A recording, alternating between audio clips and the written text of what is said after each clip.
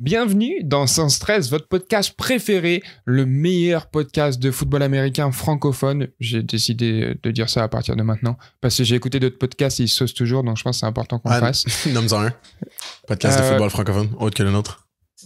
Si, il y a ce qu'ils font au Québec, c'est sûr qu'il y en a au Québec. Je sais qu'en France, il y a Touchdown Actu qui fait des trucs. Il y a aussi The Free Agent. Donc tu vois, j'en ai au moins 3. Mais j'ai décidé que le nôtre était le meilleur de mon propre avis. Au Québec, il y a... Attends.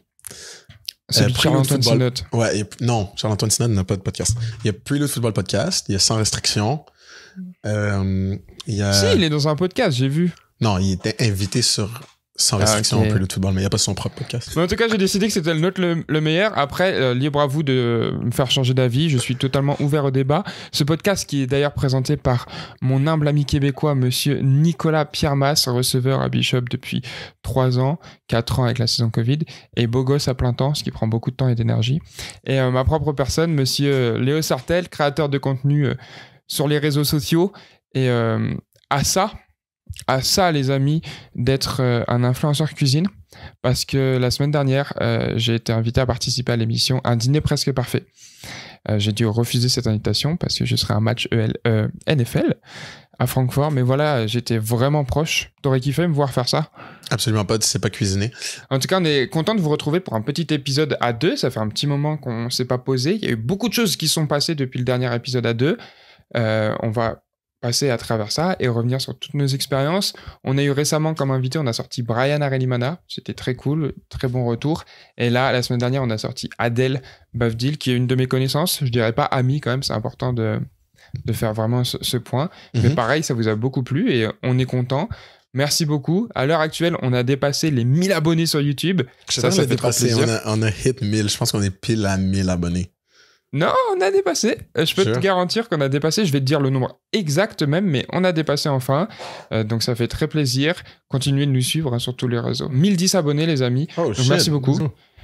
Si vous ne nous suivez pas sur YouTube, vous pouvez voir nos visages. Et puis voilà, sur toutes les plateformes d'écoute, évidemment. On est à 800 abonnés à peu près sur Spotify. Donc là, c'est une guerre. Donc les Spotifyers, s'il vous plaît, il faut rattraper les YouTubers.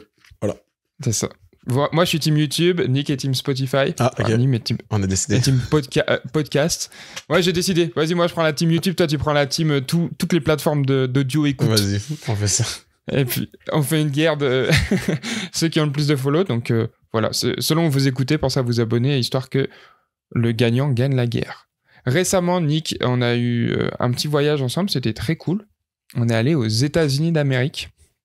Ton pays préféré du monde? Non, mais bon. Non. Absolument pas. Moi non plus. Pas ça. Non, toi, oui. Toi, oui. Non, vraiment pas. J'aime ce pays parce que j'y passe du temps. Mais par exemple, on revient sur Un dîner presque parfait. Ils m'ont invité pour l'émission américaine. OK? Donc, ils voulaient que je vienne déguisé en quarterback américain. C'était très important pour eux. Donc, c'est aussi pour ça que j'ai dit non. Et que tu fasses des burgers, des hot dogs, genre. C'est ça. On a fait un entretien et ils disaient « Ouais, donc toi, t'es fan des États-Unis ?» Et moi, j'ai dit, bah non, en vrai, j'aime bien passer du temps là-bas, mais je pense que c'est un pays avec beaucoup de problèmes dans la société. Autant que c'est une des plus grosses puissances mondiales, voire la première puissance mondiale, je pense qu'il y a quand même beaucoup de problèmes d'inégalité et de la façon... Genre, je les ai enchaînés comme ça pendant 3 minutes. Et c'était là, et à la fin... Relou. Ouais, à la fin, la meuf, elle était là en mode, ah, ok, mais du coup, toi, t'es quarterback, c'est ça? Mais c'est pas grave, on leur pardonne, c'est la télé. Mais c'est ça, j'allais dire, je pense que c'est vraiment un truc de télé-réalité américaine et, dans ce cas-ci, française. Parce que c'est pas que, puis, tu sais, on est quand même influencé par ces deux cultures-là au Québec, dans le sens qu'on est francophone, mais on est aussi nord-américain.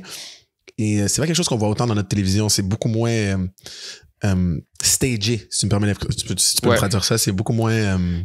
Mis en scène. Mise en scène, exactement. Puis c'est une conversation qu'on a eue, notamment avec un invité qu'on a déjà record, mais qui va sortir bientôt pour vous, avec Freeman Sensei, le YouTuber, qui a vécu ces deux types de télé-réalité. Donc, il a fait une télé-réalité en France, notamment, puis une au Québec. Puis il nous disait comment au Québec, c'est beaucoup plus organique, les caméras sont cachées, le but, c'est d'attraper des moments... de tous les jours, alors qu'en France c'est genre il y a un caméraman, exact, des moments de vie, alors qu'en France il y a un caméraman devant toi, puis c'est genre vas-y la joue, tu sais. Fait que je pense que c'est un peu ça, ils cherchaient un stéréotype qui pensait que tu pouvais être. Ils t'ont casté en mode lui c'est un Français suceur des États-Unis, puis nous on sait que t'es un suceur des États-Unis, mais eux ils ont essayé de vraiment le rendre caricatural, genre t'es un suceur mais low key, voilà. Quoi?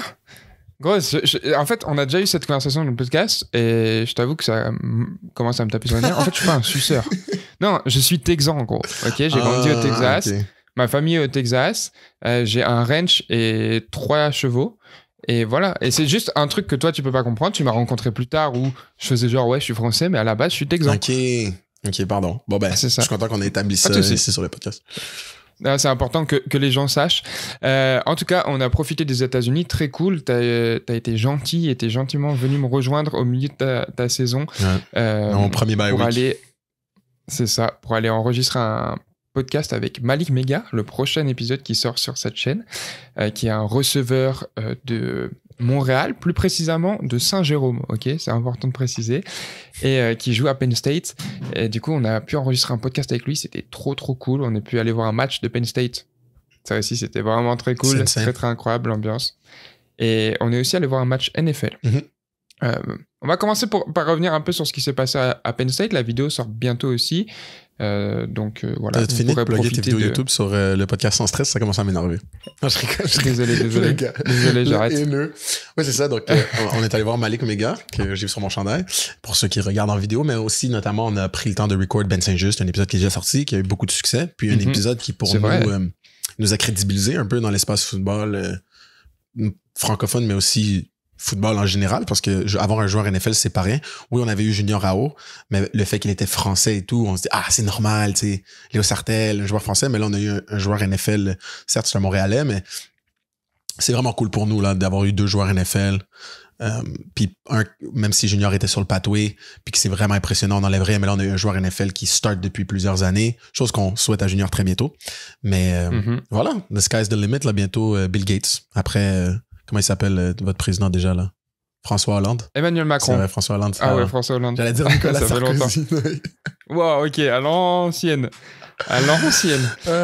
Non, moi, j'ai commencé à écrire Après Ben Saint-Just, je me suis dit que c'était possible. En fait, genre, j'ai vraiment eu un déclic en mode, ah ouais, ok, c'est... Ouais, c'est plus juste notre rêve, là, notre petite... pas de rêve, mais notre petit...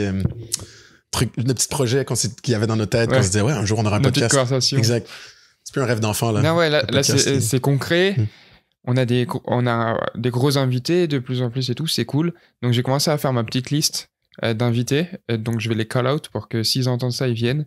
Numéro 1, c'est Antoine Griezmann. Je sais qu'il aime le football américain. Qu'il a lancé son podcast de football américain en espagnol. Antoine, on t'accueille ici quand tu veux pour discuter podcast. Et toi, est-ce que t'en as un? Oui, bien sûr. Barack Obama, le pape, Neil Armstrong. Neil Armstrong? Pourquoi tu veux parler à Neil Armstrong? Je sais pas, je nomme des gens qui je trouve populaires, genre, qui famous. Non, ok, d'accord. Non, pour de vrai, Laurent Duvernay-Tardif. Ouais.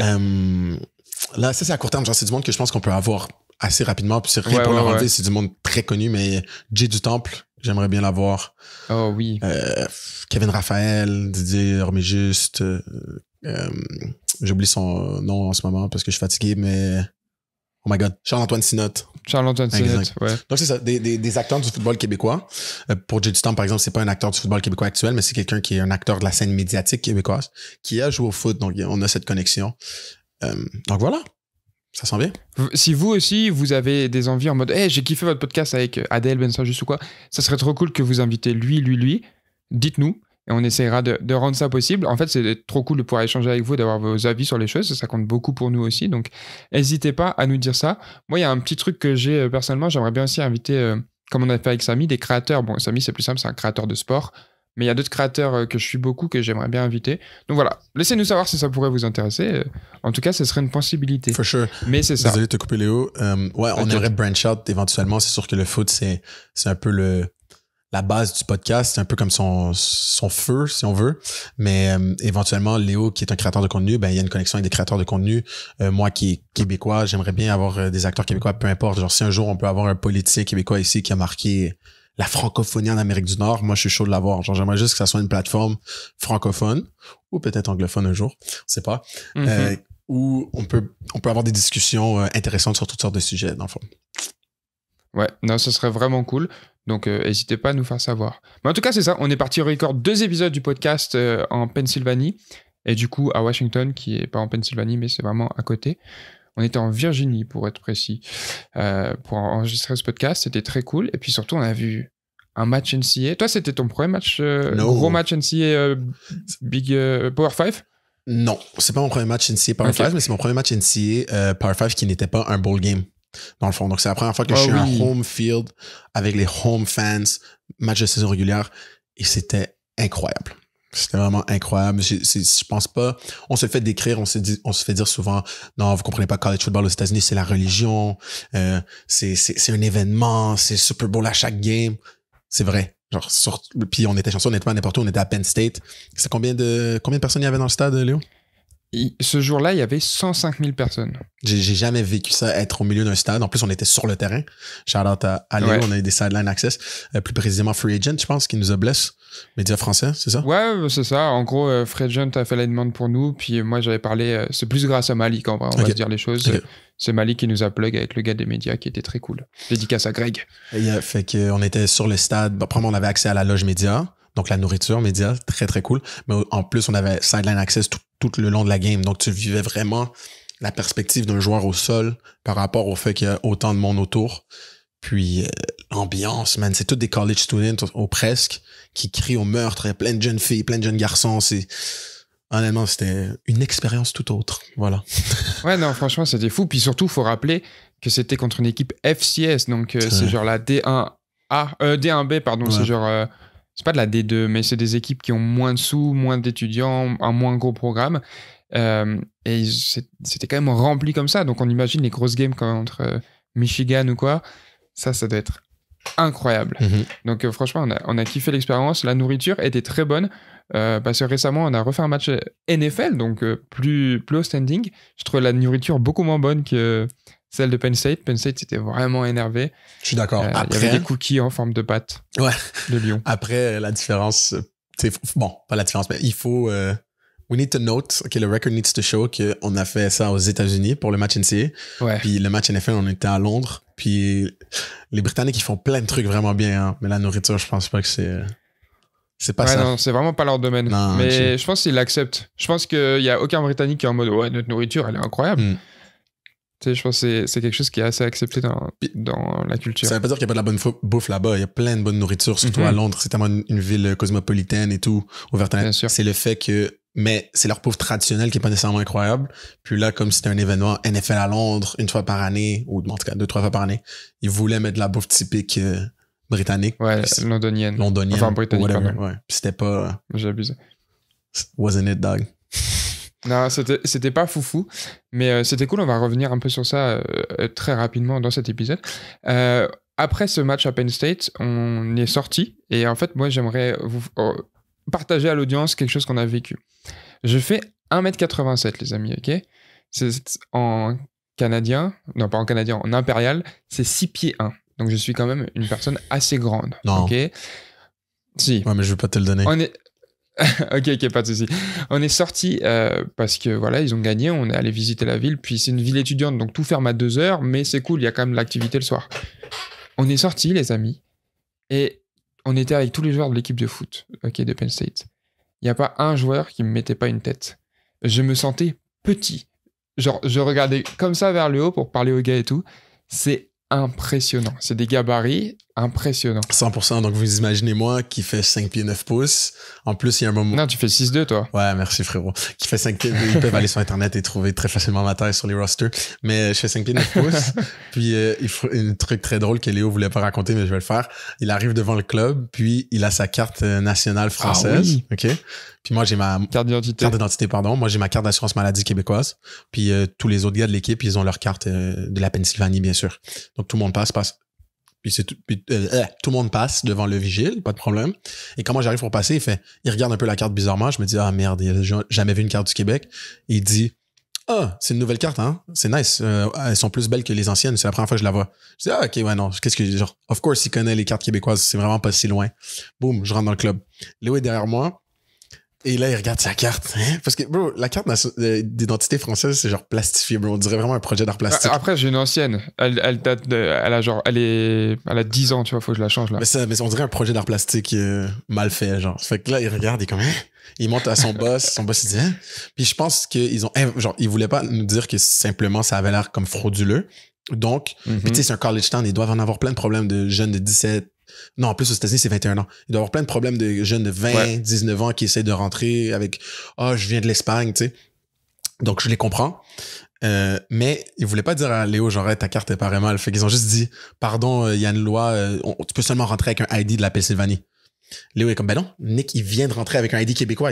Mais tu sais, il voulait pas me snitch non plus. Ouais. Donc, je l'ai pas dit parce que je voulais pas qu'ils disent, hey, toi, sors. Exact. Puis même moi, je suis là, genre, je me dis, ben, je m'apprête à le faire, mais après, je suis comme, ben non, si les deux on sort, c'est pas mieux. Alors que si c'est juste Léo qui sort, peut-être qu'on peut encore le négocier. Tu sais, c'est plus simple que deux gars qui sont pas rentrés. Surtout qu'on est avec une équipe de foot au complet. Il y a moyen qu'ils disent non, il est avec nous et ça passe, tu sais. Je te laisse continuer. Ouais, non, c'est ça. Du coup, j'étais un peu fâché contre le gars.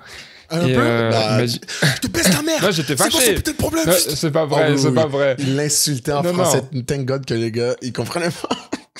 Non, mais quel menteur! Non, je te dis, c'est un fils de pute à toi, mais après. Genre, je l'ai pas dit devant lui. Devant lui, j'étais bien gentil. J'étais en mode, ok, bah c'est pas grave, j'allais chercher mon passeport. Après, je suis allé.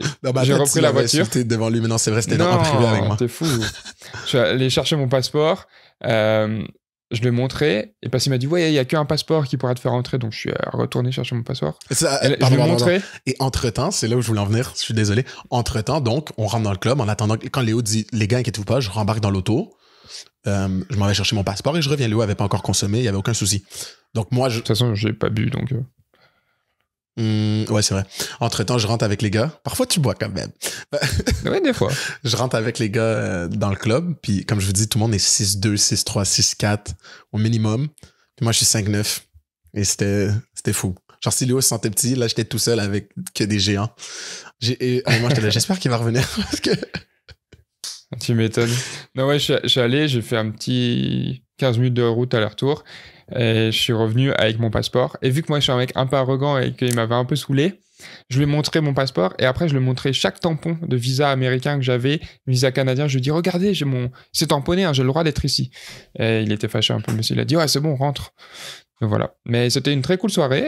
C'était cool de voir un peu la vie de student athlete.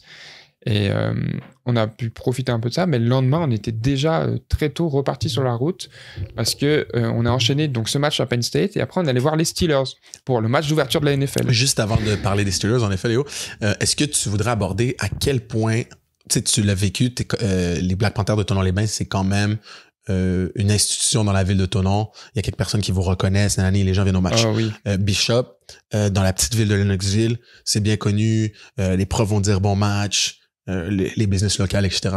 La petite communauté derrière. Par contre, ce qu'on a vécu en sortant avec ces gars-là, est-ce que tu veux en parler? Ah non, c'est abusé. Je pense être un student athlete, surtout dans un gros programme comme Penn State qui gagne, qui performe. Déjà, tous les gens normaux, entre guillemets, les moldus, les gens qui font les moldus, les non-sorciers, reconnaissent le joueur de foot. Et il y a ce truc, tu peux être un groupe d'amis normal qui discutent. Il y a un joueur de foot qui passe, les filles de ce groupe d'amis normal vont aller vers le joueur de foot. C'est comme un petit aimant, genre qui se balade comme ça. Et c'est un truc de fou. Genre, ils rentrent partout, en premier, font pas la queue, gratuit.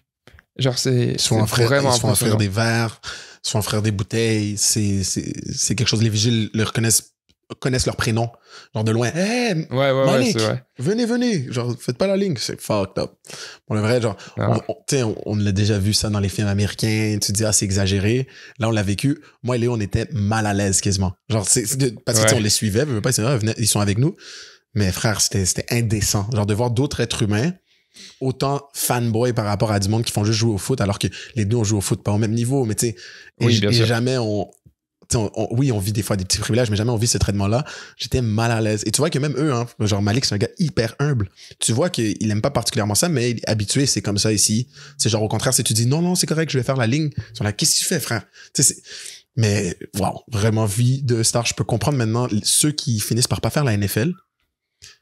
Le retour à la vie normale, si tu veux, au monde du travail, devenir, je sais pas moi, électricien, travailler pour une compagnie en business, devenir comptable. Gros, c'est un retour à la réalité qui doit être tellement déprimant parce que ces gars-là vivent. Pour moi, j'ai senti qu'ils vivent plus comme des stars que les gars NFL parce que c'est des jeunes. Ils interagissent avec d'autres jeunes, alors qu'au moins en NFL, t'interagis avec des adultes qui vont un peu plus être gênés, tu sais, un peu plus jouer à ça, genre non, je te connais pas. Alors que là, les petites filles là de college, elles s'en battent les couilles là. Oh my God, it's Malik! Genre, en tout cas, dinguerie. Dinguerie. Non, c'était vraiment impressionnant de voir ça, en effet. Et ouais, tu te rends compte que, comme t'as dit, genre le retour à la réalité et au monde normal, il doit faire mal et ça doit être spécial pour les gens. Pour les joueurs qui ne font pas la NFL. Mm-hmm. Mais en tout cas, c'était cool. C'était une expérience que malheureusement, on ne pourra pas vivre parce qu'on ne sera jamais joueur NCAA. Je suis désolé de t'annoncer ça comme ça. Ouais, non, c'est correct. Merci. Il faut que je me rende à l'évidence que c'est un peu fini ma carrière NCAA. Ouais. J'espère que tu vas t'en remettre, mais c'est pas grave. On aura d'autres carrières avec du succès dans d'autres choses. Inch'Allah, comme on dit en France. On croise les doigts. Exactement.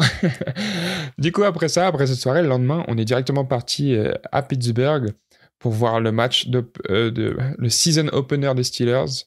Mesdames, messieurs, c'est le pire match NFL que j'ai eu de ma vie.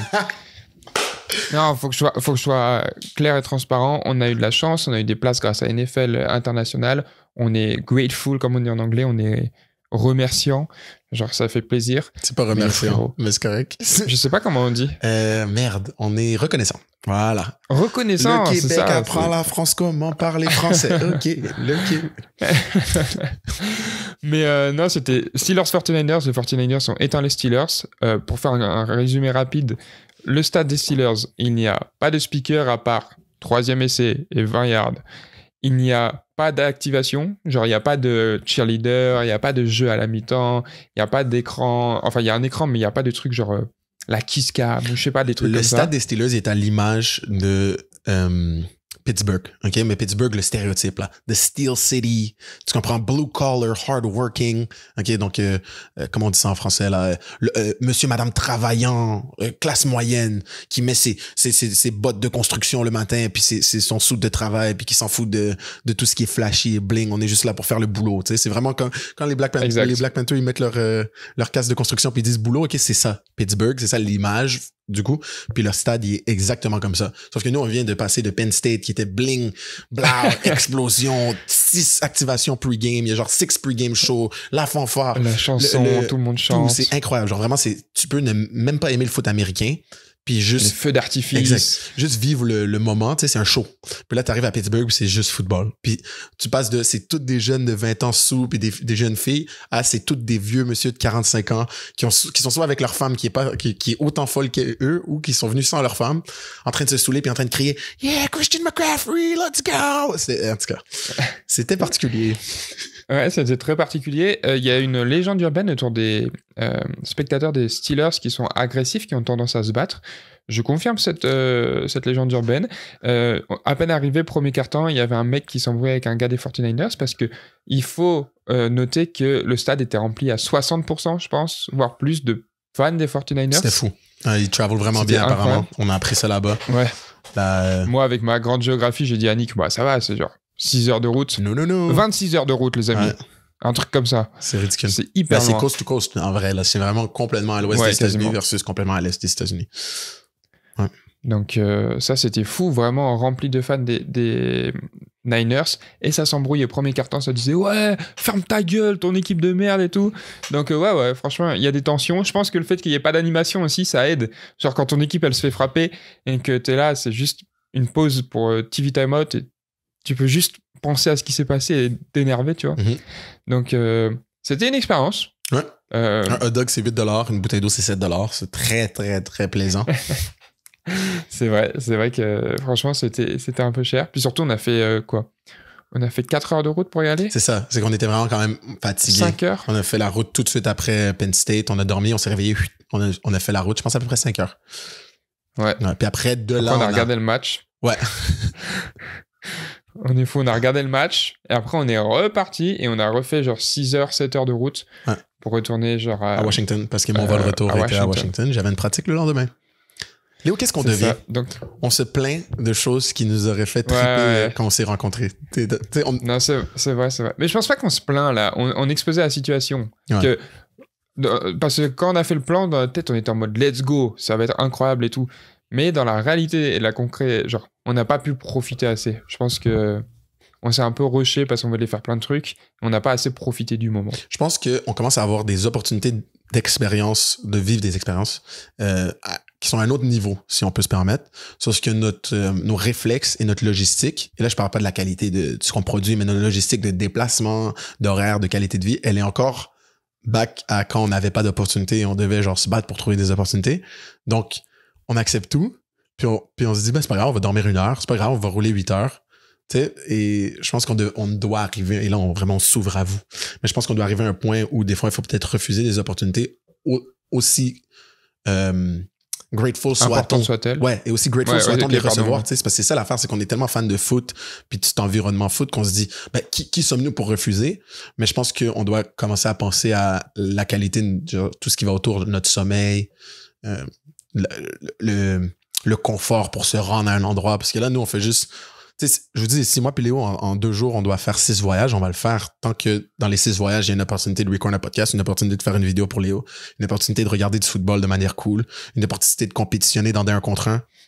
Donc, c'est ça. Je pense qu'on va s'habituer. Non, c'est ça. Faut qu'on trouve notre rythme. On est encore un peu nouveau dans tout ça. Mais en tout cas, c'était notre premier working trip pour Sans Stress. Facts.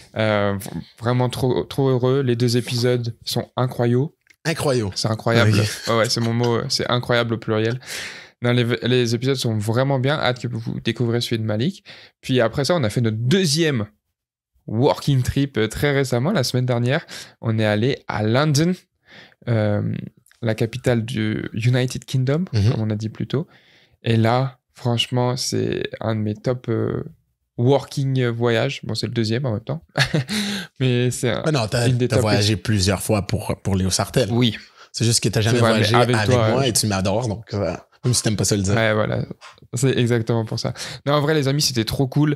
Nick a pris le temps pendant sa saison de venir me rejoindre à Londres. Pour la 2e fois. 2 week, 2 voyages avec Léo, mon Dieu. Non, ouais. Le pauvre. Sa saison, c'est soit du football, soit me voir. Ouais, genre, il a pas de off. Il est vraiment, il est vraiment bloqué dans tout ça. Et en plus, que même quand il essaye de pas me voir, on enregistre ce podcast. Et on fait tout ça. Non, il peut rien y faire. Il peut pas m'échapper. Mais c'est comme ça, c'est la vie. Il va s'y faire. Londres, incroyable. Je vais faire comme Dora, l'exploratrice, à la fin. C'était quoi ton moment préféré à Londres? Ah, très bonne question. Je pense que mon moment préféré, c'est le premier catch que je fais. Je vais pas spoiler là, mais le premier catch que je fais au one-on-one de Destroy. C'est important de dire parce qu'on est allé à Londres principalement pour voir un match NFL, mais aussi Nick a participé au 1 contre 1 Destroying. Moi, j'aurais vraiment aimé le faire, puis je pense que j'aurais gagné haut la main. Malheureusement, les croisés. Je suis encore en rehab pour ceux qui me demandent. D'ailleurs, ça se passe bien. J'ai recommencé à courir, le gym et tout. Donc, ça va bien. Content d'entendre ça, mon frère. Pour de vrai. Mais ça fait plaisir. Mais malheureusement, ouais, j'ai pas pu compétitionner. Ah, malheureusement, mais heureusement pour le monde, entre guillemets, on va pas se mentir. C'est ironique, hein, je rigole. Parce qu'après, je connais les détracteurs là qui vont me dire... C'est important, maintenant j'essaye de protéger mon dos. Mais Nick a pu compétitionner et Nick était impressionnant, il a impressionné tout le monde. La vidéo sort très bientôt, j'ai hâte que vous voyez ça. Il y a peut-être même des receveurs NFL qui ont été impressionnés par Nick. Peut-être pas. Donc, puis by the way, hâte que vous voyez ça. Je tiens juste à rectifier, il dit Nick a pu participer. Nick s'est fait obliger par Léo Sartell de participer.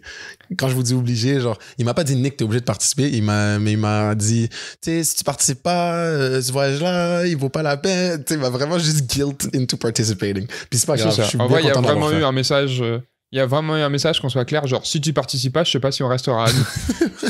Il y a eu ce message. On peut le dire aux gens et ils ont le droit de savoir. Il est vrai j'allais que t'épargner ça, mais bon, oui, Léo m'a juste vraiment pressure into participating. Puis il y avait, je vais pas me mentir, il y avait le petit concern par rapport à ma santé. Juste le fait que si par malheur je me blesse, malgré que c'est un bye week, quand je reviens, je dois être honnête avec mon équipe et leur expliquer comment je me suis blessé.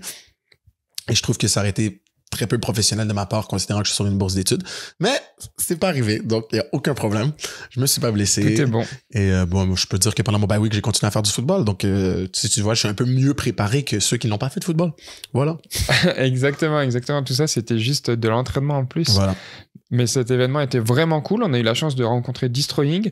Petit moment très cool que, voilà, je vous dis à vous, les vrais, ceux qui écoutent le podcast. Destroying est venu nous voir... on est allé voir le manager Destroying à la fin de l'événement. Et en fait, j'ai dit hey, salut, je suis Léo. Et là, il y a eu un truc dans ses yeux. Mais oui, c'est le gars qui a fait les 1 contre 1 en France et tout. on a pu... Destroying et moi, on a regardé ta vidéo ce matin des 1 contre 1 et on a trop kiffé. C'est vraiment trop cool ce que vous avez fait. Niveau organisation, c'était trop bien. Vous avez fait des trucs que nous, ça a pris genre une vingtaine, trentaine de one-on-one pour faire. Donc, trop cool. Puis voilà, là, je vous tease un peu, mais il y a peut-être des projets qui arriveront. Pour l'instant, rien n'est fait. De toute façon, on va pas trop aborder ce sujet parce que une fois que la vidéo de Destroying elle-même va être sortie et celle de Léo par rapport à l'expérience, on va faire un autre épisode du podcast où on recap le tout puis on vous dit toutes les behind the scenes de la vidéo que vous aurez déjà vue. Donc, on va vous expliquer exactement parce que là, on sait même pas exactement comment ça va être édité par Destroying. On sait comment ça va être édité de notre côté, of course, mais voilà. Léo a commencé le montage. Non, mais en tout cas, on a le contrôle sur la vidéo de Léo, on n'a pas le contrôle sur la vidéo de Destroying. Mais une fois que ces vidéos-là sont sorties, que vous aurez apprécié, on va faire un épisode où est-ce qu'on fait, genre littéralement, on fait juste vous dire tout ce qui s'est passé en arrière, comment on s'est rendu au one-on-one, parce qu'à la base, on a finesse notre way au one-on-one. Comment on dit ça en français de France? On s'est incrusté. On s'est incrusté dans le one-on-one, là. C'était le matin quand j'ai mis mes vêtements, c'était pas sûr qu'on rentre. Dis pas tout ça. J'arrête. Vous verrez. Mais on fera un épisode vraiment dédié sur notre voyage à Londres. Yes. Mais pour revenir sur ça, c'était vraiment très cool. On a vu la NFL aussi. On a vu de proche Odell Beckham. Donc, une fois que la vidéo est sortie, on va vous en reparler. On fera un gros épisode de débrief de tout ça. Comme ça, vous aurez les images sous les yeux et ça sera encore mieux. Ça fait un petit moment qu'on n'a pas enregistré un podcast comme ça en ligne et c'est très cool. C'est un podcast où on parle un peu plus aussi d'actualité, de tout ce qui se passe. Ça demande un peu moins de concentration sur l'invité. On peut parler de sujets qui nous intéressent d'actualité et c'est trop cool. Et d'ailleurs, je veux profiter de ce moment pour vous dire que si vous voulez plus de contenu un peu personnel, si vous voulez en savoir plus pour nous, vous pouvez nous rejoindre sur Patreon. Maintenant, il y a même un abonnement gratuit sur Patreon. Sur lequel on va rien mettre. Nicolas. Waouh. Ouais. Si, on va mettre des trucs. On n'a pas encore trouvé quoi, c'est nouveau, mais on va trouver des trucs. Non. J'ai vu qu'il y a 2-3 personnes qui sont venues gratuit sur Patreon. Non, je rigole. Patreon, c'est une plateforme, dans le fond, qui permet de supporter vos créateurs de contenu préférés. En l'occurrence, nous, dans ce cas-ci, et où nous... Non, dans tous les cas. Vraiment. Ah, d'accord. Et c'est une plateforme où est-ce que nous, on peut poster du contenu exclusif, des trucs un peu plus personnels, des trucs peut-être un peu plus controversés, mais ce que nous, on a décidé de faire, c'est à chaque épisode du Sans Stress Podcast qui est disponible au public, ben, les gens sur Patreon, ils reçoivent ce même épisode un peu plus tôt, donc en avance, pour pouvoir le consommer en avance. De plus, à chaque épisode... Et c'est pas tout. Oui, c'est pas tout. En plus de ça, on vous donne du contenu supplémentaire à chaque épisode. Donc, dans cet épisode en particulier, il va y avoir entre 10 à des fois jusqu'à 40 minutes de contenu exclusif par rapport à l'épisode. Donc, voilà. Profitez-en. Sur Patreon, c'est à partir de 4 € par mois et ça nous fait très plaisir. Ça nous permet de faire des projets de plus en plus cool. Je vais remercier les Patreonneurs. On a Geoffrey, Nicoach, 7TA, Aurel, Hugo, Jules et Tib. Merci de nous soutenir. Donc ça, c'est nos 2 plus gros rangs Patreon qui ont le droit à un shout-out dans les épisodes. Merci beaucoup d'être là. C'est vrai. Et tous ceux qui sont sur Patreon, on est très contents. Vraiment, genre, voir du soutien. Puis là, ces derniers mois, on a genre... charbonné. Quand on a commencé ce podcast et tout, on avait un peu de monde, mais là, vraiment, les gens nous envoient des messages. Il y a les clips et tout sur les réseaux. Genre, c'est l'épisode de la gratitude aujourd'hui, mais ça fait tellement plaisir, vous imaginez pas.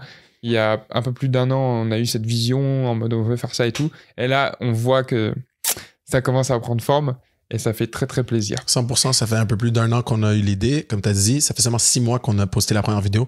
On pensait même pas être aussi loin. Donc ça, c'est vraiment grâce à vous. Puis oui, j'avais complètement oublié de dire, comme tu as dit Léo, les 2 tiers les plus hauts sont shout-out à chaque fois.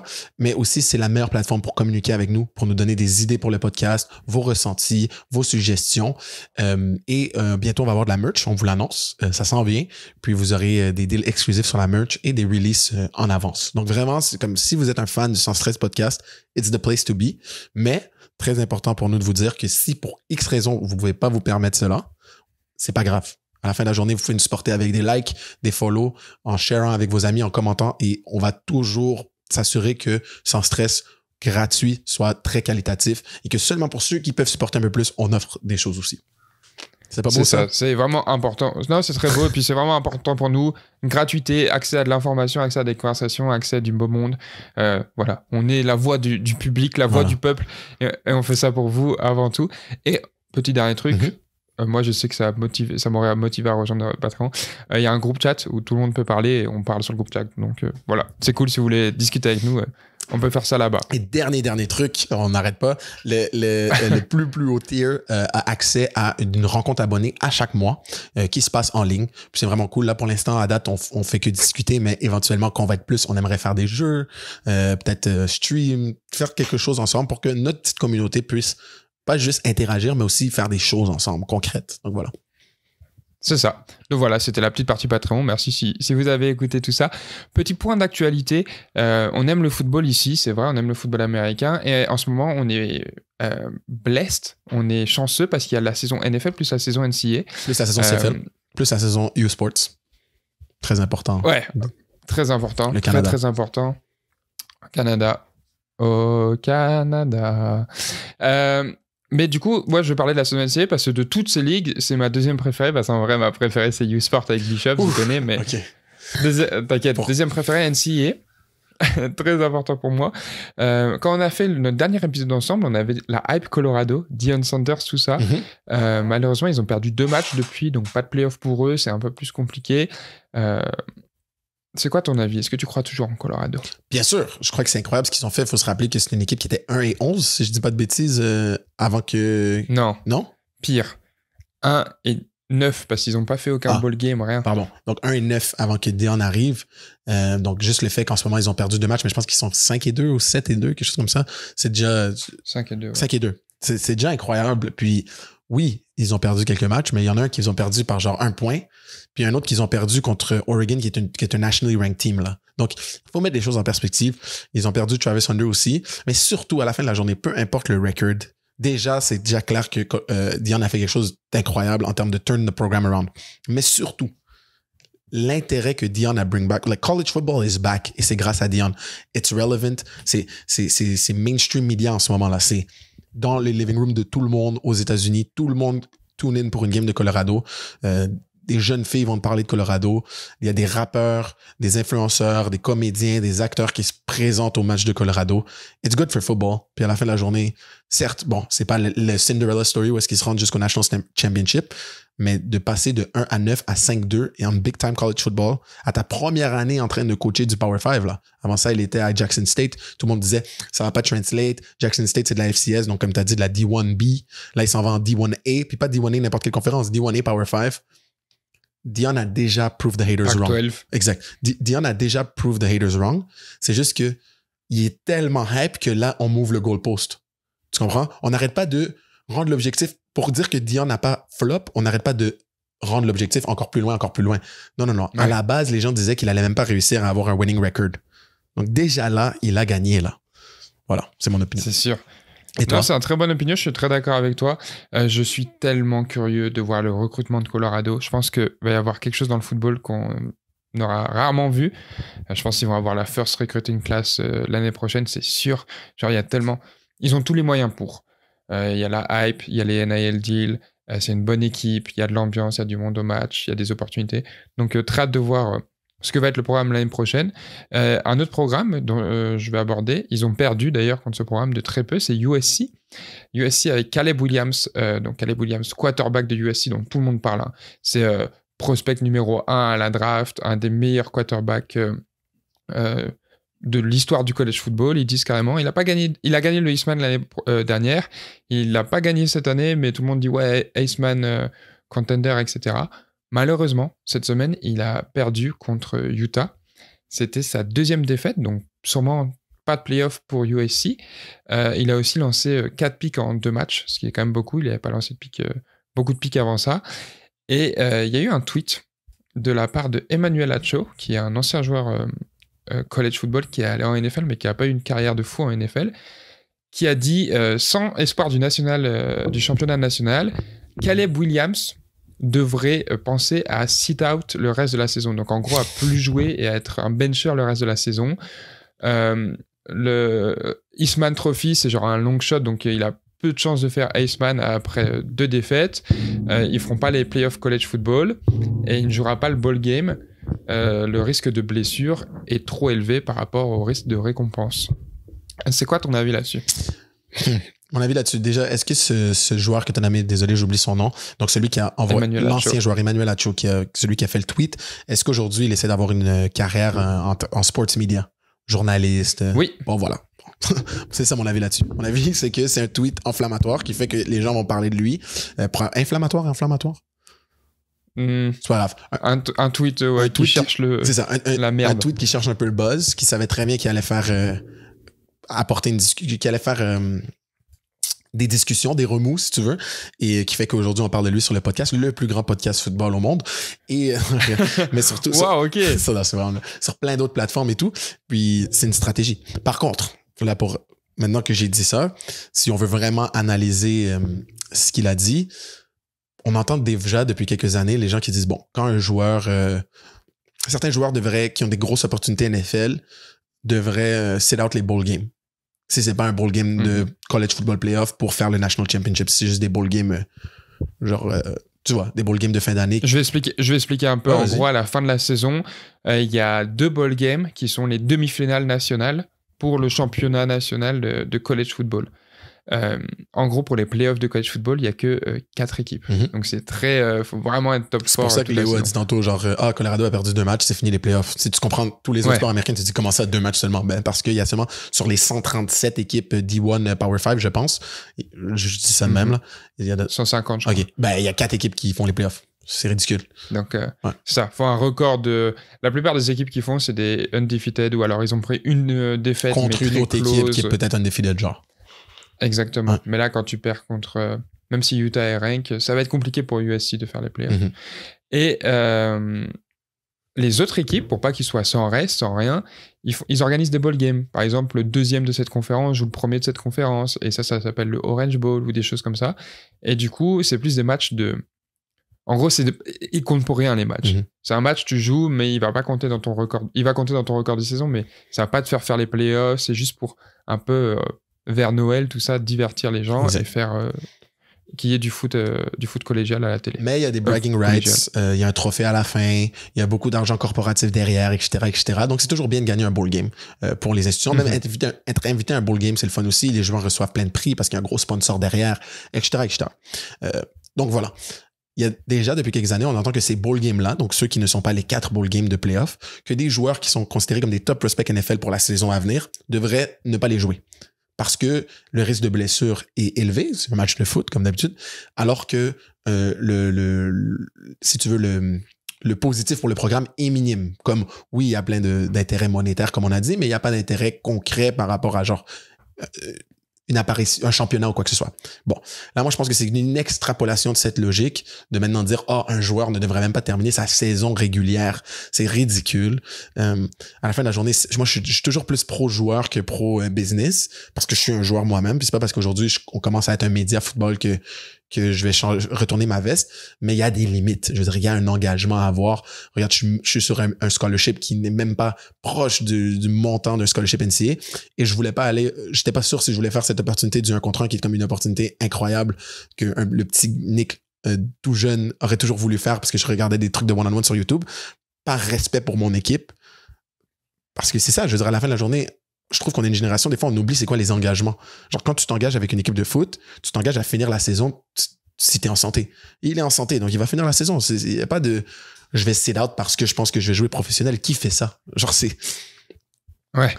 Non, c'est vraiment... Pour moi, c'est un take de merde. Je suis d'accord avec toi. Franchement, je veux dire les termes concrets. C'est juste une idée nulle. Dans tous les cas, ça tombe, il a un shot au Heisman Trophy parce que c'est pas 2 matchs sur une saison de... Ils vont jouer 10-11 matchs s'ils ont de la chance, qui va définir ta carrière, enfin qui va définir ton Heisman Trophy, même si ça rentre dans les comptes. On rappelle que le Heisman Trophy, c'est le MVP de tout le college football, le meilleur joueur de tout le college football. Mais même là, Léo, désolé de te couper, depuis quand on joue au football juste pour un Heisman Trophy, pour un championnat, genre, on joue pour jouer, frère. À la fin de la journée, genre, c'est pas parce que t'as plus de shot un Heisman Trophy que tu vas pas contribuer pour ton équipe puis pour tous les joueurs avec qui tu t'entraînes, c'est ridicule. Puis pour redonner à ton programme, puis en tout cas, ça c'est vraiment comme l'extrême de l'individualisme de notre société. Et je déteste quand les vieux disent ça, mais là, ce take-là, qui encore une fois, je pense que c'était juste pour faire le buzz, mais il pousse un peu trop vers cet individualisme sale un peu, là. Moi, tu sais. En tout cas. Ouais, je suis très d'accord avec toi. Et puis, le problème, c'est que je pense que Caleb Williams, c'est un très bon joueur, mais il n'est pas entouré de la meilleure équipe de communication, meilleur agent ou quoi. Parce que récemment, ces dernières semaines, il y a toujours des trucs qui sortent. Par exemple, ces agents ont dit oui, Caleb Williams, pas sûr qu'il se déclare à cette draft parce qu'il n'aime pas les équipes qui auront les top picks. Qui dit ça? Aussi, un truc qui est sorti, ces agents ont déclaré que Caleb Williams voudrait un pourcentage du ownership de l'équipe NFL qui va le pick. Ça, je l'ai vu. Celui-là, il est un peu plus wild parce que celui que tu viens de nommer avant a déjà été fait, figure-toi. Eli Manning, entre autres, si je dis pas de bêtises, qui dans le temps où il sortait, et d'autres, hein, c'est juste Eli Manning en ce moment que j'ai en tête, ne voulait pas se faire drafter par l'équipe qui était numéro 1 à l'époque, qui avait le pick numéro 1 pour la draft. Ouais. Et après, c'était un contexte assez différent. Peyton était déjà dans la ligue. Leur père, Archie Manning, avait joué dans la ligue. Donc, ils avaient beaucoup de crédibilité. On le voit maintenant avec l'autre, là, le plus jeune. Comment il s'appelle? Archie Manning Jr. Ouais. OK, voilà. Archie Manning Jr. Et qui, tu vois, il y a beaucoup de clout malgré qu'il joue même pas encore. Je pense qu'il y a un des meilleurs NIL deals de... Ouais, ça me fait aucun sens. C'est à cause du nom, tu sais. Puis sûrement qu'il est hyper talentueux, mais je veux juste dire d'avoir autant d'argent sans même être encore un starter, tu sais. Mais où je veux en venir... Ouais, Eli Manning, à l'époque, si je dis pas de bêtises, avait sa représentation avait clairement dit au number 1 pick, je me rappelle plus c'était qui à l'époque, Eli, si vous le draftez, il va pas signer le contrat. C'est quelque chose qui a déjà été fait, ça. Oui. Oh, wow. Pour des top picks qui s'en vont dans des franchises vraiment merdiques à ce moment-là, c'est quelque chose qui est faisable. Moi, je trouve ça audacieux, mais c'est quelque chose qui est faisable. Donc ça, je vais pas de temps... genre shit sur Caleb Williams pour ça, mais de dire que je veux une part du ownership, frérot, t'es pas encore LeBron James, là, posé, là. Tu vois, c'est fucked up. Ouais, on va voir la transition à la ligue. T'es un maître de prospect, mais... C'est surtout le ownership NFL. Genre, frère, est-ce que tu sais à quel point c'est comme inaccessible, même pour des milliardaires, peut-être pas milliardaires, des millionnaires d'avoir accès à du ownership NFL? C'est la ligue la plus profitable au monde entier. Ouais. Non, ça c'est sûr. Et puis, je pense qu'aussi, c'est une... tu disais que c'est déjà arrivé, mais je pense qu'on va vraiment voir ça de plus en plus souvent à cause... des NIL deals, parce que là, dans tous les cas, il fera moins d'argent sa première année en NFL sur son contrat que ce qu'il fait en NIL deal là à USC. Après, évidemment, quand tu signes en NFL, tu es à la télévision, dans les publicités et tout. On voit notamment Travis Kelce, Monsieur Pfizer. Bud Light, Pfizer, lui, monsieur le plus controversé des États-Unis en ce moment. Gros, il est partout. Il est vraiment partout. T'allumes la télé aux États-Unis, là, c'est Travis Kelce partout. Mais non, c'est sûr qu'ils font des sous. Mais non, ça va être intéressant. J'ai hâte de voir le reste de sa saison. Moi, je pense vraiment, comme tu as dit, c'est un take pour faire du bruit, pour faire du buzz. Et au final, bien sûr qu'il va jouer. Genre, comme tu as dit, tu t'engages avec une équipe, tu es l'image de l'équipe, tu es quarterback de l'équipe. Là, on parle pas d'un receveur où il y en a 4 autres, 5 autres qui sont bons et qui sont prêts à jouer. Non, on parle quarterback, là. Donc, c'est sûr qu'il va jouer. Et puis, de toute façon, sur un autre point aussi, je suis sûr que la plupart des joueurs NFL, ils pensent à leur carrière NCAA, ils sont en mode putain, c'était trop cool, tu vois. Genre, ça manque, c'était le bon vieux temps, il n'y avait pas tout. C'était moins. Non, c'est sûr. Parce que tu fais des sous, mais c'est plus professionnel, t'as moins ce truc de passion, tu vois. Et tu vois, quand tu vas voir un match NFL, oui, c'est trop lourd, les joueurs, ils sont payés des millions et tout. Mais il n'y a pas cette passion, il n'y a pas autant d'engouement, tu ne représentes pas toute ton université, tu représentes une ville, mais n'importe qui peut la supporter, tu vois, je pense que c'est différent. Je comprends totalement ta logique, mais si je ne dis pas de bêtises, c'est soit Malik Mega, soit Ben Saint-Just. Les fans, vous pourrez nous le dire si c'est Ben Saint-Just, vous l'avez déjà regardé. Malik, ça s'en vient, qui nous disait qu'au contraire, leurs coéquipiers, si c'était Ben, il parlait de lui, puis si c'était Malik, il parlait de ses coéquipiers qui sont en NFL, lui ont dit que la NCAA était vraiment plus difficile et c'est un mode de vie plus compliqué, un mode de vie plus rude. Demandant. Un mode de vie plus rude, mon Dieu. Que la NFL, parce que tu dois t'entraîner avec l'équipe constamment, ils te font pousser comme les malades. C'est un peu comme... c'est genre des fermiers avec leur stock, là, tu vois. C'est vraiment fou, mais ils te build pour être le plus gros, le plus vite, le plus fort possible. Alors qu'en NFL, c'est genre, t'es déjà un pro, maintenant t'as peut-être ton trainer personnel, tu fais de l'optimisation. Alors qu'NCAA, c'est militaire. Donc... Non, j'entends, mais c'est pas parce que c'est un moment plus dur que c'est pas forcément un moment que t'es en mode ah putain, c'était quand même lourd. Bien sûr, ta vie elle est peut-être plus facile sur d'autres points et tout, mais tu sais, à ce truc, putain, je kiffais ce grind, je kiffais le moment où tu sais, il y avait tout ça, il y avait toute l'équipe, on s'entraînait tous ensemble, on était dans la même galère en off-season, on se levait tous à 6 heures pour les lifts. Tu sais, il y a un truc kiffant, tu vois. Et là, c'est ta dernière ou avant-dernière année, on sait pas s'il va déclarer cette année. Genre, profites-en, tu sais, genre, bien sûr que, genre, Sinon, il va regretter. C'est mon avis. Après, je lui ai envoyé un message. Je vais lui dire. Ça y est. Je comprends. Une fois que je parle avec lui. Un autre truc très cool dans les news, le flag football ainsi que plusieurs autres sports ont été rentrés pour les Jeux Olympiques 2028 à Los Angeles. Du coup, tu as représenté Team Canada, c'est ça que tu me disais? J'aimerais tellement ça, blague à part, mais en réalité, que tout le monde oublie, là, justement, avec tous les mimes vraiment drôles qu'on va adresser, c'est que c'est en 2028, c'est ça? Comme tu viens de dire? Ouais, 2028. Okay, 2028 on est en 2023. On est en 2023, donc c'est dans un peu moins de 5 ans. Dans un peu moins de 5 ans, j'aurai 29 ans. Je sais qu'en Europe, pour beaucoup qui nous écoutent dans la communauté football américain, 29 ans, c'est peut-être encore jeune parce que c'est un sport qui, malheureusement, pour l'instant, est encore découvert tard. On espère que ça commence à changer.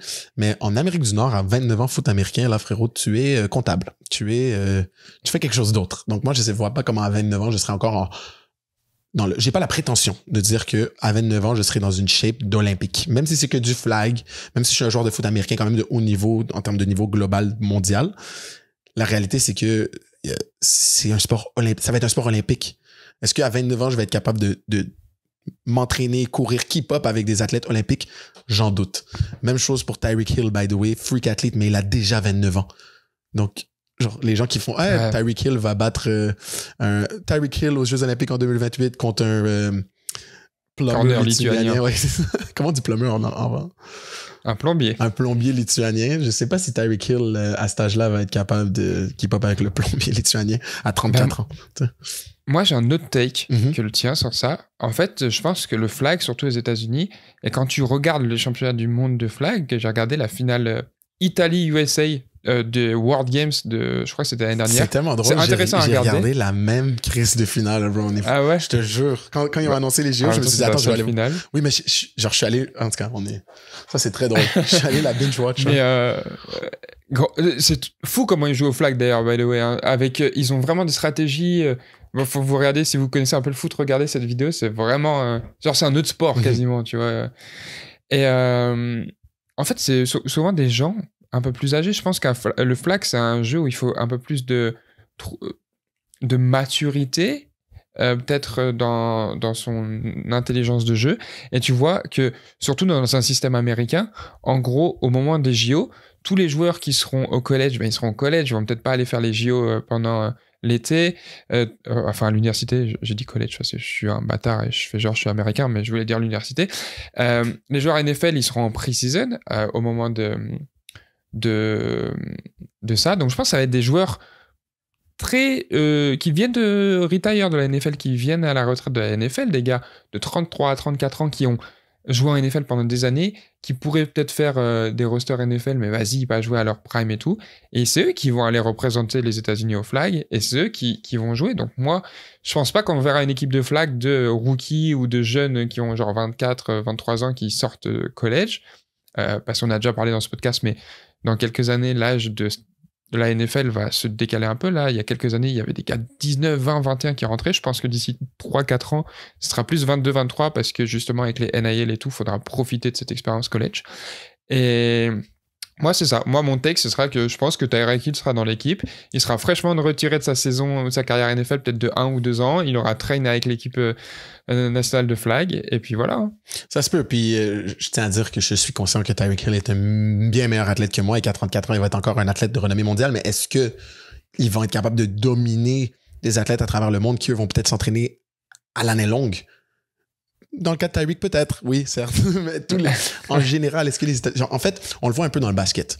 OK, on voit, et je sais que c'est pas la même chose en ce moment. Le basket à travers le monde est beaucoup plus développé que le foot ou le flag foot. Mais on voit l'équipe que les Américains créent vite fait, un mois avant chaque tournoi mondiaux, qui ne sait pas jouer ensemble, struggle contre des équipes beaucoup moins talentueuses sur papier, mais qui, eux, ont un programme national où ils pratiquent à l'année longue, où il y a une structure, il y a le même coach, il y a des sélections, nanani. J'ai l'impression que l'arrogance américaine va peut-être, hein, c'est pas, genre, allez pas me crier dessus si c'est complètement l'inverse, mais pourrait leur jouer un tour au flag foot. Et c'est pour ça que là, je suis attentivement ce que Football Canada va faire. Parce que nous, on n'a pas, je pense, on n'a pas Flag Football Canada en tant qu'entité complète. J'ai entendu des remous à travers mes sources, comme quoi ils vont peut-être ouvrir Flag Football Canada et justement commencer un programme en bonne et due forme, avec des hommes seniors qui jouent à l'année longue dans plein de genres de tournois pour arriver aux Olympiques rodés et non juste dire, bon, on va prendre Ben Saint-Just, Chase Claypool, straightforward, puis faire un genre de all-star team, parce que oui, ça pourrait marcher. Ça marche pas comme ça. Mais c'est pas ça le sport, voilà. Et je trouve que la France la France est en train de structurer son truc correctement. Ouais, le flag a toujours été très structuré en France. Il y a toujours eu vraiment une ligue quasiment de flag, des championnats de France, des coupes de France. Donc il y a 2 saisons à peu près par an de flag. C'est vraiment bien fait. C'est vraiment cool. Ça va peut-être jouer au flag là les prochaines années.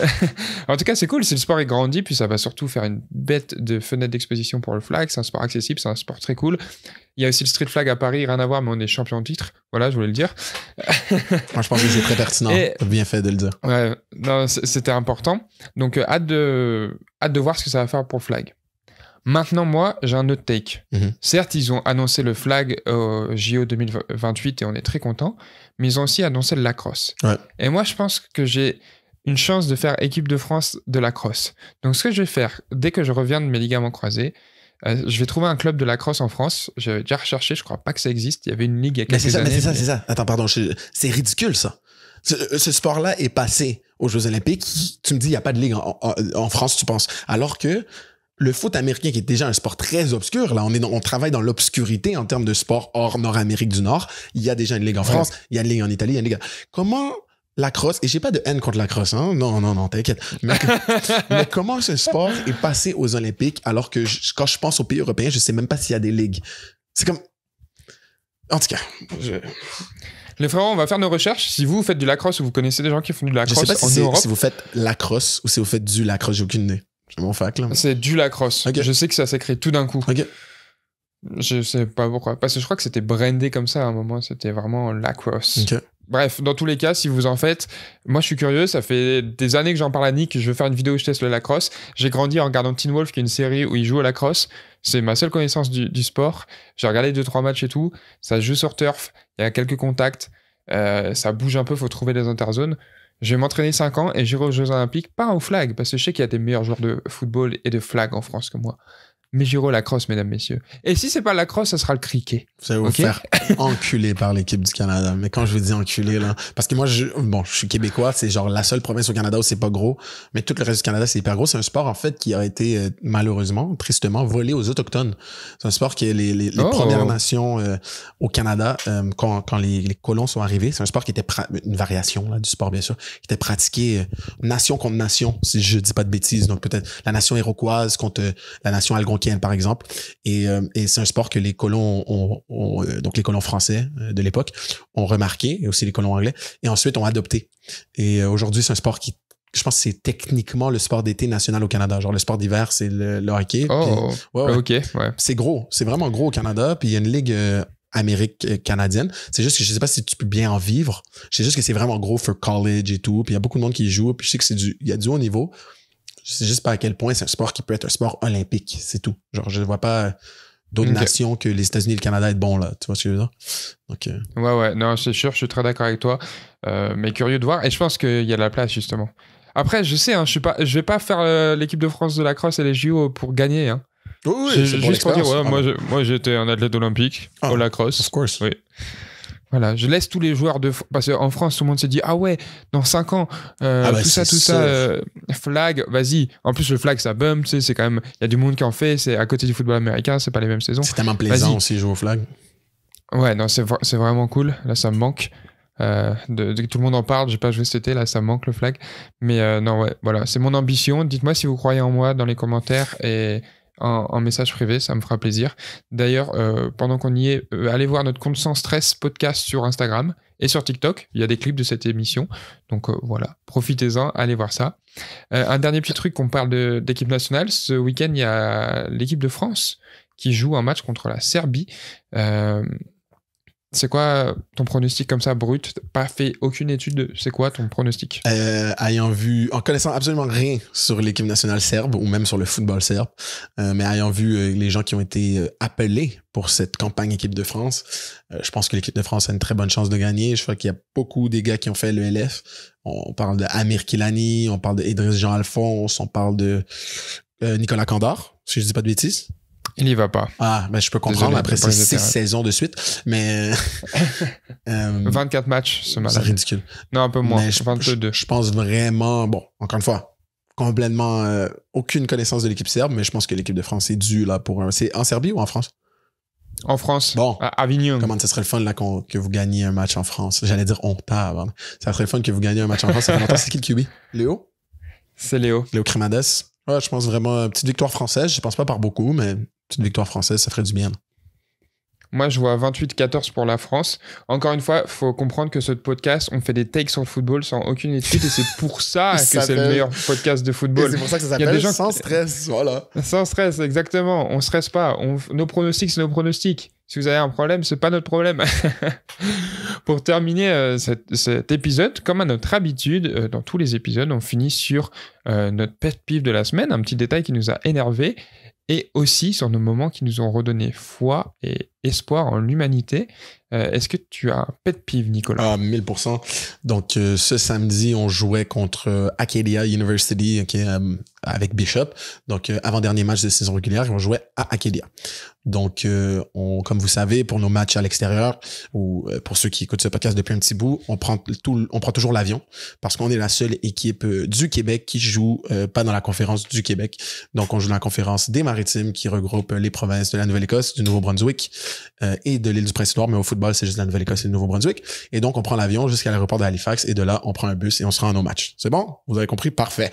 On est au match et un de nos meilleurs joueurs, sinon pas notre meilleur joueur, Gabriel Royer, qui a gagné MVP défensif de toute la conférence l'année dernière, qui est en train d'avoir une saison incroyable et qui, selon mes sources behind the scenes de Media Football, était projected pour la draft CFL cette année, environ au milieu de peloton, donc 4e, 5e round.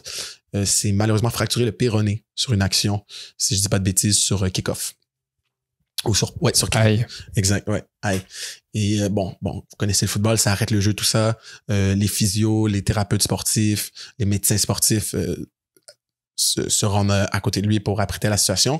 Puis, assez rapidement, ils amènent le petit camion parce qu'il ne peut pas se lever et mettre du poids lui-même. Et puis, on se dit, bon, ils vont appeler une ambulance. Gab va se faire get take care of par des professionnels. Donc, des professionnels de la santé vont s'occuper de lui et nous, on doit se concentrer sur notre match. Right? Ben non. Faut savoir que on ne jouait pas à Halifax, on jouait à Wolfville, qui est à 1h30 à peu près de route de Halifax. Un peu moins, 1 heure.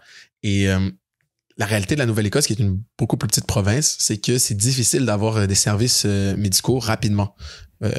Fouille-moi pourquoi. En Nouvelle-Écosse, la majorité des ambulances et des services médicaux comme d'urgence, ils sont à Halifax. Et c'est seulement pour des grandes urgences qui dispatchent les ambulances. Parce que le seul gros bassin de population, il est à Halifax. Le reste de la population, il est dispersé.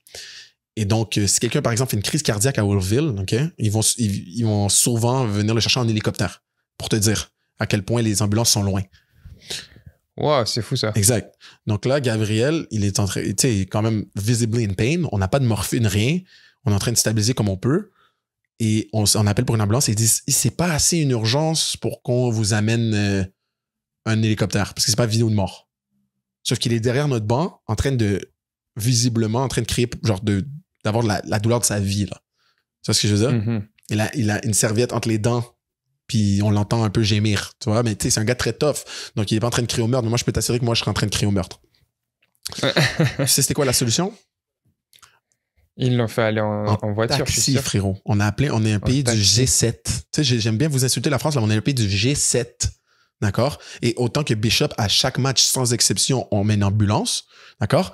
Et tous les autres équipes de la US, à date, quand j'ai pu voir, St. Mary's, l'hôpital est sur le campus, donc c'est correct. Mais Saint FX et Mount Allison, il y a une ambulance sur place. Quand j'étais là, on voit l'ambulance. Et Bishop, ambulance sur place. À Acadia, ils ont pas ça dans le protocole. Ils ont pas une ambulance sur place. Donc, on appelle un taxi van. Pauvre Gab. Et Gab, il rentre dans un taxi van, frérot. Stabilisé comme on peut pour son pied. Et il finit à l'hôpital là-bas. Et au final, ils n'ont pas opéré sur le coup parce que c'est pas urgence comme ça.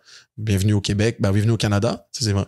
Et donc, après le match, il fallait juste vérifier s'il avait pas des caillots sanguins et pour avoir le clear du médecin pour qu'il puisse prendre l'avion. Donc, on est allé le chercher avec un des bus. Il est embarqué dans le bus avec nous. Il est embarqué dans l'avion. Il y avait de la turbulence. Et finalement, il va se faire opérer aujourd'hui ou demain. Là, il faut que je le contacte une autre fois pour la confirmation. Mais tout ça pour dire, lui, il a géré ça comme un chef. Mais moi, ça m'a vraiment, si tu veux, ça m'a mis à la lumière une lacune que je savais pas qu'il existait. Tu sais, nous, on arrive, tout est assez professionnel. On rentre dans un bus, ensuite on rentre dans un avion, ensuite on rentre dans un autre bus, on est nourri, tout est beau. Sauf que quand on arrive chez une autre équipe, parce que Bishop, c'est professionnel en tabarnak, OK? Sincèrement, j'ai rien à dire. Mais quand on arrive à une autre équipe, sur ce petit moment-là de 3 heures, on est un peu à leur disposition. C'est pas le mot que je cherche, mais on est un peu dépendant de leurs installations. Et quand une institution comme Acadia, on joue quand même au football universitaire, là, genre tu peux parier sur nos matchs, ça passe à la télé locale. Tu comprends ce que je veux dire? C'est le niveau juste en dessous de la CFL au Canada. Et t'as pas une ambulance dans un sport aussi violent que le football. Pour moi, c'est de l'incompétence à un point tel, frère. Je m'en calisse qu'il n'y a pas d'ambulance proche de ta ville. Tu t'arranges, t'appelles d'avance, tu leur dis, genre Gab, c'est une meilleure personne que moi. Moi, j'aurais poursuivi tout le monde. Mon frère, t'as aucune idée comment ça serait devenu litigieux. Donc voilà, c'est mon pet peeve de la semaine. Waouh! Ouais. Ben, force à Gab, ça fait chier parce que, comme tu dis, on sait qu'il allait faire la CFL. On sait qu'il était prospect pour faire la CFL. C'est un joueur incroyablement fort, incroyablement talentueux. On lui souhaite tout la bonne recovery du monde. On lui envoie de la force et de l'énergie. Et il reviendra encore plus fort. J'ai confiance, c'est un mec vraiment tough. Et puis, comme tu dis, là, ça fait encore que le parcours est encore plus compliqué. Mais il va gérer ça comme un chef, je pense, et j'ai confiance. Maintenant, j'ai honte de dire mon pet peeve. Ouais, j'avoue que celui-là, il était... Hein? Ok. Bah alors, moi, mon pet peeve de la semaine, les gars, j'ai acheté une PS5, en fait. Et j'étais en vacances aux États-Unis et elle était en promotion et c'est mon coloc qui l'a pris, l'a récupéré. Et j'arrive avec seulement 24 heures sur le territoire et j'avais envie de jouer à FIFA Club Pro avec mes copains. Et en fait, j'arrive et je pense que j'ai eu la seule PS5 cassée d'office. Donc j'ai ouvert mon paquet, j'ai branché ma PS5, elle ne fonctionnait pas. Donc là j'étais un peu en mode bah attendez, parce qu'elle est neuve là, elle a jamais été ouverte. En gros elle reconnaissait aucune manette, elle restait bloquée sur l'écran d'accueil et tout. Donc je réinitialise la manette, tout, rien n'y fait. Et puis là du coup je vais au magasin, ils me disent ah ouais mais vous l'avez acheté dans ce exact même magasin, mais à genre 200 km d'ici, parce qu'il revenait d'un déplacement et tout. Donc faut que vous allez là-bas pour la changer. J'étais en mode bah non, c'est parce que c'est le même magasin, la même enseigne. Et finalement, j'ai attendu et il est venu quelques temps après la récupérer. Pardon, et j'ai attendu et il est parti la rendre quelques temps après. Il est retourné au même endroit, donc il a pu la rendre. J'en ai eu une nouvelle et tout. Mais voilà, j'étais triste d'avoir la seule PS5 au monde qui était cassée d'office. C'est grave hein, comme pet peeve. Ben oui, c'est ignoble. Tu devrais poursuivre toi aussi. Ouais. Est-ce que tu as acheté Spider-Man 2? Ouais. C'est quoi? Non, ça parlera, ça va partir Patreon. Ok, bête. Est-ce que là, ils sont plus sold out, là, maintenant? Ils sont plus difficiles à trouver, les PlayStation? Non, c'est vraiment, tu trouves ça facilement. Le prix s'est stabilisé. Il y en a une nouvelle qui sort, la Slim, mais les précommandes, c'est en novembre, donc je pense que ça va sortir vers janvier, février, un truc comme ça. Mais non, c'est simple à trouver. Puis il y a toujours des packs. Là, j'ai eu un pack eSport. Je sais qu'il y a le pack Modern Warfare 3. Il y a le pack Spider-Man. Et ils sortent des vraiment bons jeux là en cette fin d'année. De toute façon, on sait que la fin d'année, c'est le moment où les gens consomment. Donc il y a beaucoup de grosses sorties. Je pense que je suis dû là. Ok, voilà. C'est intéressant tout ça. Je pense que je suis dû parce que j'ai encore la. Believe it or not, je suis fier de moi. Là, j'ai la Xbox One initiale de l'année où elle est sortie. Elle fonctionne encore, les manettes fonctionnent. C'est encore la console avec laquelle je game. Oui, j'ai fait le choix en Xbox, je me suis trompé, ok, allez faire foot. J'étais un fan de Halo quand j'étais jeune. Mais là, je pense que je suis dû. On en parle la semaine prochaine d'ailleurs. Ah ouais? Ah oui! Ouais, dans le podcast avec Malik. Excellent. C'est vraiment cool. On a un petit moment de geek là, mais ouais, je pense que je suis dû pour une PlayStation 5, puis je pense que ça va être mon petit cadeau de Noël à moi-même, puis comme ça, je pourrais jouer à Club Pro avec les gars en France. Si j'ai pas trop de lag. Faut que tu te prépares parce que moi, je me fais terminer. Gros, je me suis jamais fait terminer. On dirait, c'est genre leur emploi à tous là. Je fais une mauvaise passe et tout, je suis en train de jouer et tout, une mauvaise passe, un truc comme ça. Gros, ce matin, je vais à la muscu, ça m'en parle. Ouais, t'es sérieux, hier, j'ai regardé la vidéo et tout.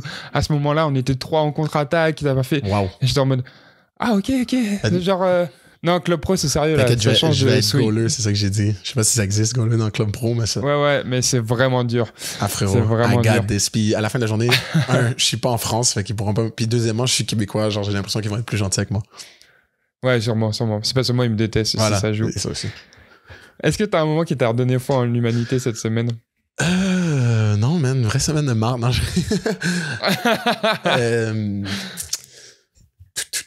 j'ai échappé un ballon. J'ai échappé un touchdown à notre game samedi. Ouais. Puis je suis vraiment un joueur, selon moi, peut-être que.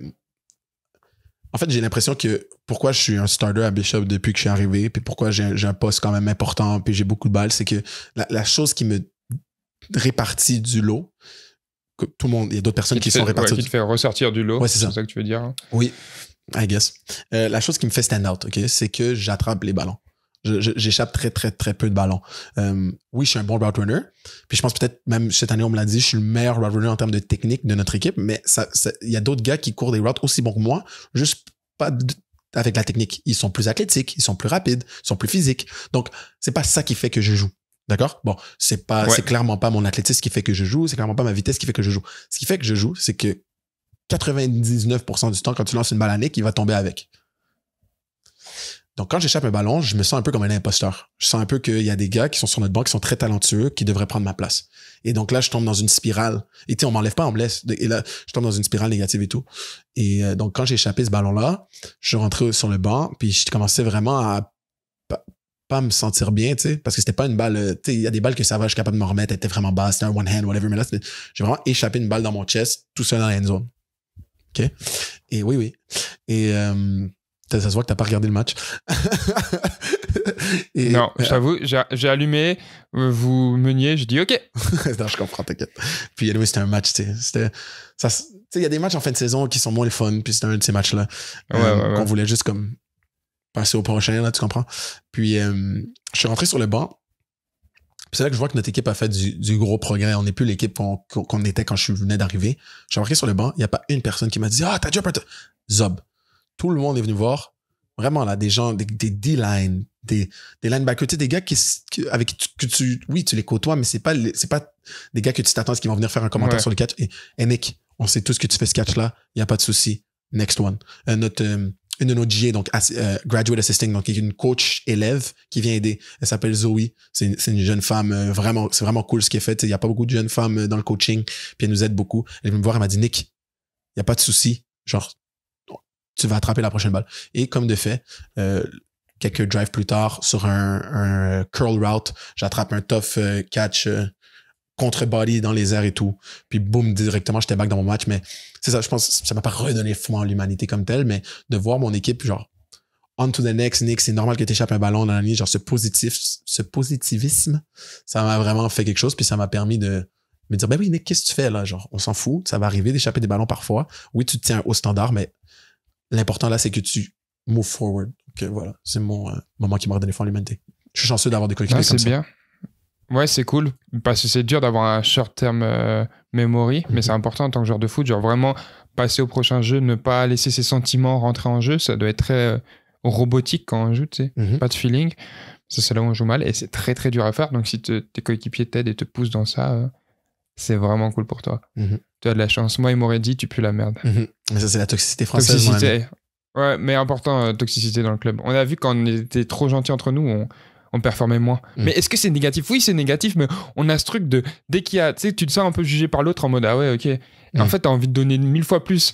Et je reviens à un club pro. Ouais. Ça nous arrive en club pro aussi. Genre, on joue, on est en mode « Ah, pas grave, ça a loupé cette passe, vas-y ». Et on prend des 5-0. Et à un match où tu as dit « Ouais, va te faire enculer, c'est moi le meilleur joueur de cette équipe et tout. Genre, tu fais n'importe quoi et tout. » Et là, ça marque 3 buts chacun pour prouver qui a les plus grosses couilles. Donc, c'est toxique. Mais des fois, ça fait performer. Mais c'est pas une bonne... Genre, faut pas rester là-dedans. Je conseille pas. Je comprends totalement. Puis c'est pas pour... Je vais pas comparer des apples to oranges, bien mais sûr. Je pense que la différence, c'est que là, comme on est à l'université, on est sur des bourses, on filme chaque pratique, on a des meetings chaque matin à 7h du matin, on a des classements, believe it or not, chaque jeu sans exception qu'on fait est gradé.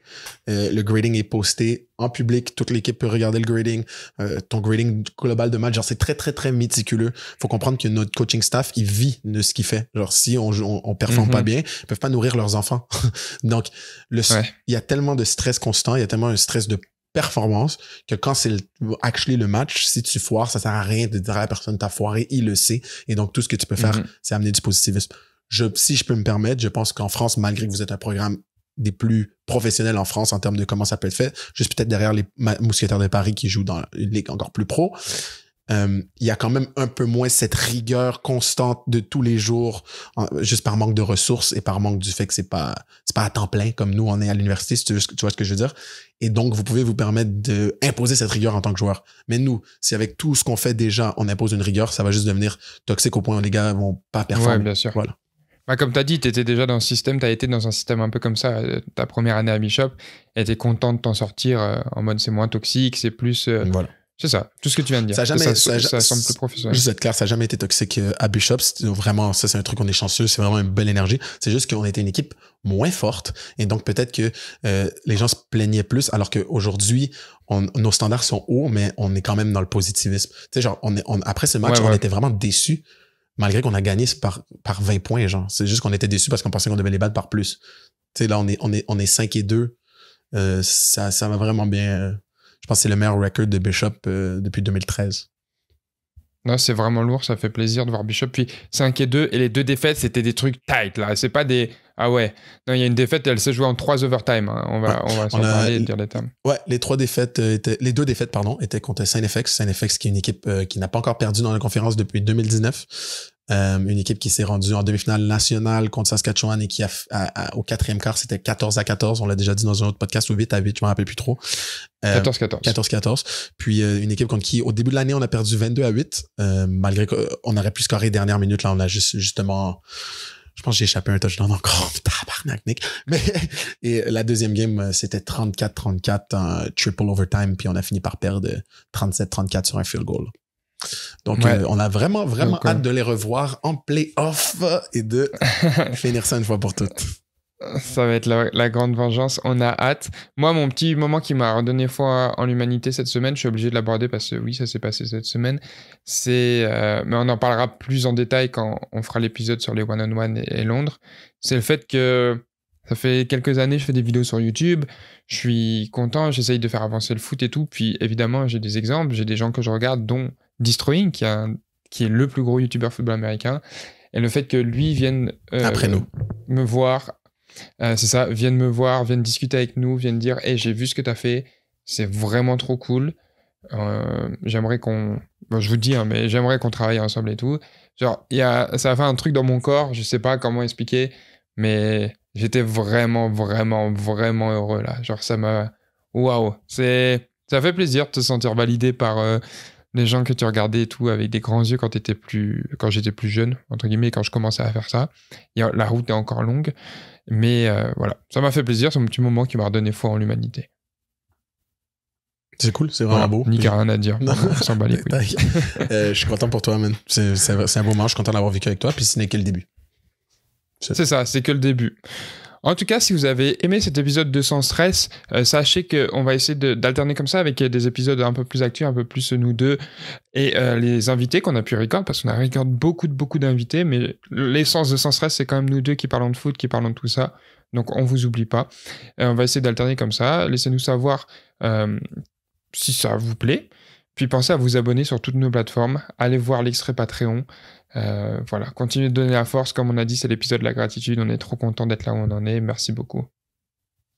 Gros merci, et continuez à parler de Travis Kelce et Taylor Swift, sujet que nous on a décidé de pas aborder parce que ça y est, on a trop entendu parler de ça, il a raison.